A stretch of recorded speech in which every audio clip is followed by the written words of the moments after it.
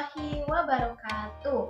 Perkenalkan, nama saya Fajriani Oktavianur dengan NIM 8111420099 dari Prodi Ilmu Hukum Fakultas Hukum Universitas Negeri Semarang. Rombel Pendidikan Anti Korupsi Rabu jam 11 siang dengan dosen pengampu Ibu Anis Widiawati, SHMH. Pada kesempatan kali ini, saya akan menjelaskan apa itu korupsi, bagaimana contoh dari 7 kelompok perbuatan tindak pidana korupsi, penyebab tindak pidana korupsi, dan upaya mencegah terjadinya perbuatan tindak pidana korupsi. Mari simak video animasi pembahasan berikut ini. Yang pertama, apa itu korupsi? Berdasarkan Undang-Undang Nomor 31 Tahun 1999 Jungto Undang-Undang Nomor 20 Tahun 2001 tentang Pemberantasan Tindak Pidana Korupsi. Definisi korupsi adalah setiap orang yang secara melawan hukum melakukan perbuatan memperkaya diri sendiri, orang lain, atau suatu korporasi yang dapat merugikan keuangan negara dan perekonomian negara.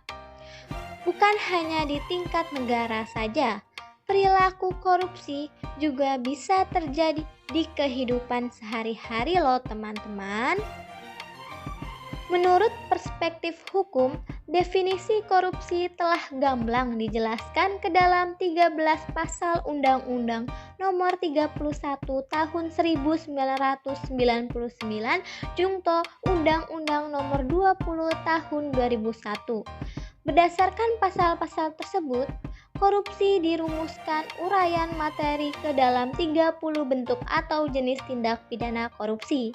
Dari ke-30 jenis tersebut, kemudian dikelompokkan lagi menjadi 7 tindak pidana korupsi.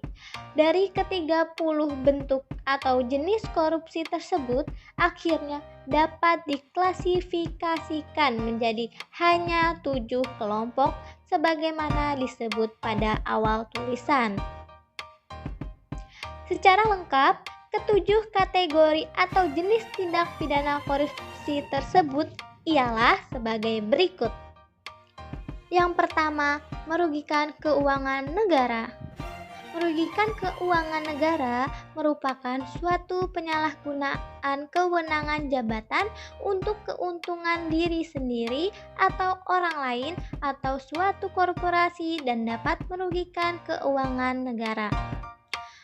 Contoh dari perbuatan merugikan keuangan negara ialah seperti mobil dinas yang disediakan untuk kepentingan pekerjaan justru digunakan untuk kepentingan pribadi, misalnya seperti untuk aktivitas jalan-jalan bersama keluarga. Yang kedua, suap menyuap. Kalau yang satu ini mungkin sering terdengar dan terjadi dalam kehidupan sehari-hari, bukan? Atau jangan-jangan di antara kamu pernah terpaksa melakukannya lagi. Jangan diulangi deh. Jika kebiasaan seperti itu dipertahankan dalam lingkunganmu, sama aja kamu membiarkan cikal bakal korupsi dalam diri. Yap, benar, tidak bisa dipungkiri lagi kalau praktik uang damai ternyata masih banyak dilakukan oleh aparat atau penegak hukum negeri ini. Salah satunya yaitu saat terjadi penilangan di jalan raya, banyak orang yang lebih pilih membayar uang damai kepada aparat polisi ini daripada harus repot-repot ke pengadilan untuk menjalani persidangan. Padahal, seperti yang kita tahu, cara ini merupakan bentuk perbuatan korupsi, yaitu suap menyuap.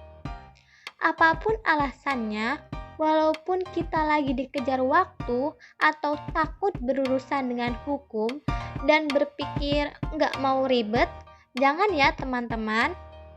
lebih baik ikuti tata cara sidang dan pembayaran denda tilang yang sesuai dengan Peraturan Mahkamah Agung Nomor 12 Tahun 2016.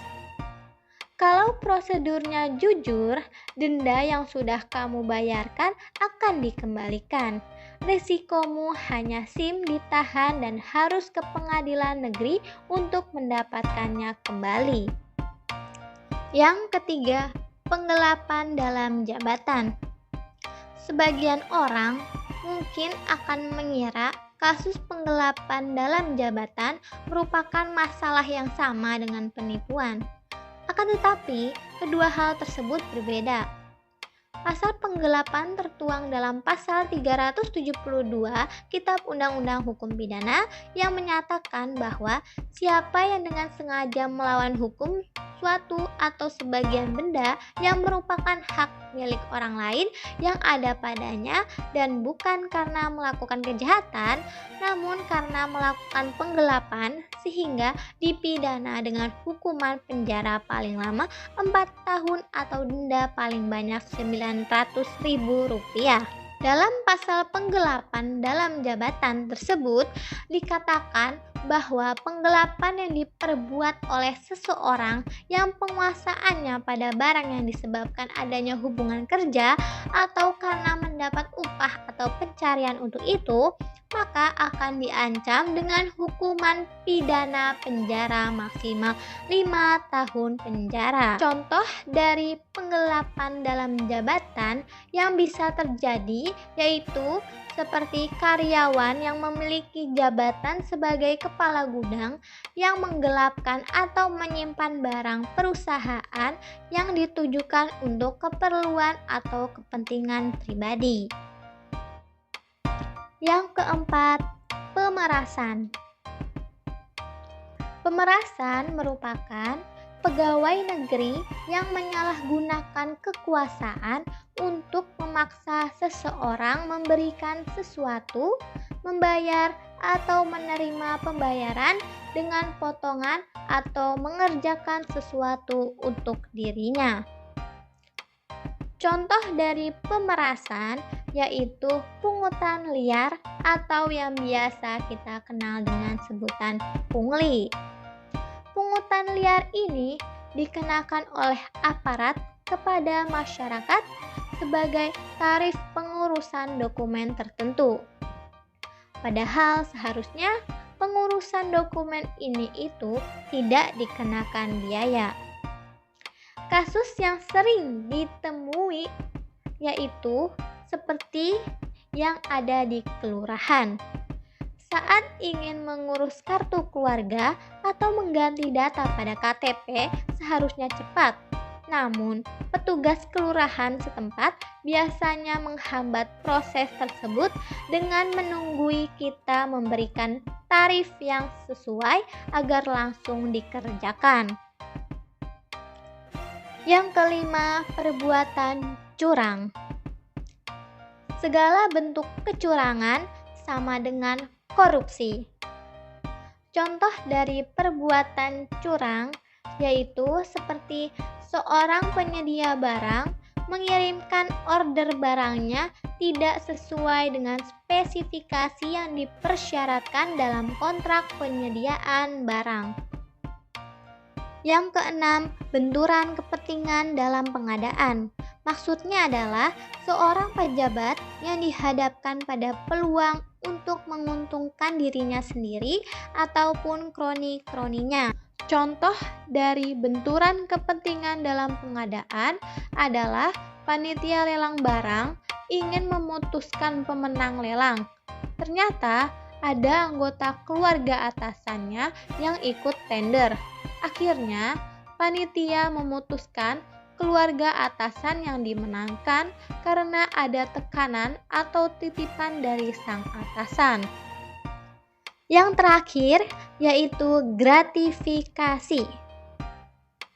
Tindak pidana korupsi ini sangat dekat dengan masyarakat.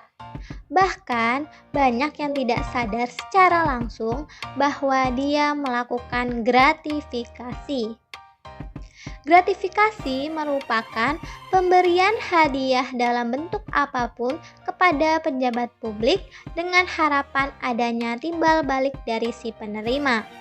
Contoh hadiah yang diberikan bisa berbentuk 1.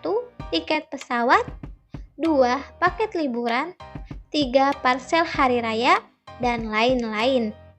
Contoh dari perbuatan gratifikasi ialah pegawai negeri yang berhubungan dengan jabatan atau kewenangannya menerima gratifikasi dan tidak lapor kepada KPK dalam jangka waktu 30 hari. Teman-teman, tahu tidak nih, terkadang kita menganggap hadiah adalah suatu yang netral.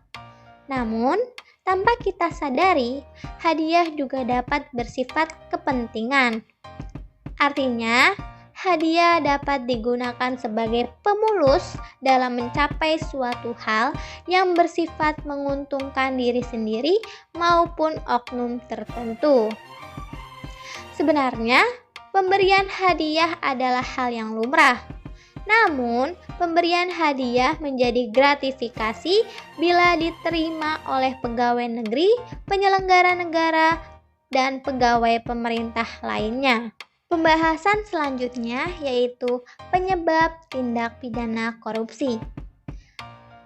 Penyebab tindak pidana korupsi menurut Ghosn Theory ada 4, yaitu 1. Greed atau keserakahan, 2. Opportunities atau kesempatan, 3. Needs atau kebutuhan, dan 4. Exposure atau pengungkapan. Pembahasan yang terakhir yaitu upaya mencegah terjadinya perbuatan korupsi.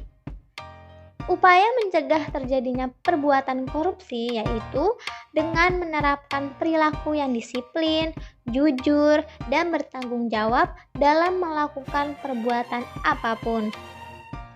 Teman-teman, tahu tidak nih, selalu bertindak jujur itu membuat kita jauh dari sikap perbuatan curang. Sehingga adanya sikap kejujuran pasti akan mencegah terjadinya tindak pidana korupsi. Entah besar atau kecil, korupsi tetaplah korupsi. Bisa jadi korupsi kecil-kecilan yang selama ini digampangkan merupakan bibit-bibit atau permulaan dari perbuatan korupsi yang lebih besar. Yuk cegah perbuatan korupsi dengan menerapkan sifat kejujuran dari sejak dini. Ayo bersama-sama membangun seluruh elemen bangsa dalam budaya anti korupsi. Katakan tidak untuk korupsi. Sekian pemaparan dari saya, kurang lebihnya mohon maaf. Semoga pemaparan dari saya ini bisa bermanfaat untuk teman-teman semua. Terima kasih sudah menonton video saya. Sekian dari saya. Wassalamualaikum warahmatullahi wabarakatuh.